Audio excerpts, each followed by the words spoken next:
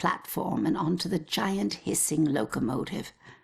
I remember looking back at our small town and thinking of all the happy memories we made there. But I was excited to start our new life in Salem. I must have dozed off because I was startled awake by the sound of screeching metal. And as the train came to a halt, all I could hear was the torrential rain pelting against the roof. I looked out the window. There was only darkness. Then came the brightest flash of lightning I had ever seen. When my husband left to inquire about the delay, a woman in the back of the train started screaming. We rushed over to her and asked her what was wrong, but all she could manage to say through her sobs was something about seeing the spirits of the dead wandering in the rain. Stranger still were the passengers that were suddenly stricken with the painful memories of their past.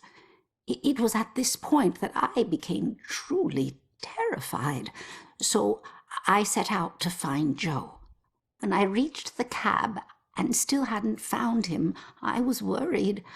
I looked out the front window and saw the train's conductor laboring to move a downed tree from the tracks.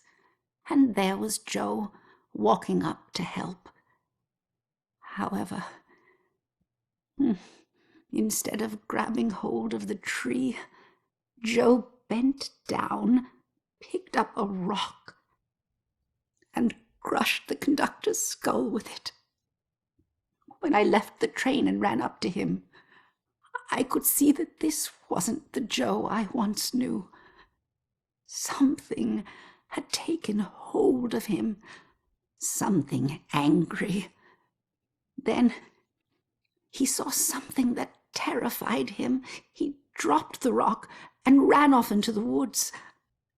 However, right before he disappeared into the trees, during a bright flash of lightning, I thought I saw something chasing him, hunting him.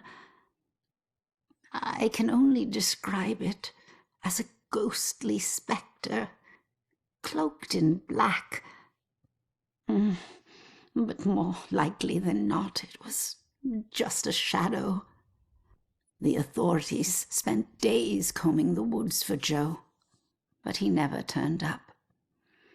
I tried to go back home, but the memories were too painful. Some nights I lie in bed, tortured by the thoughts of what our life could have been if we had never stepped onto that train.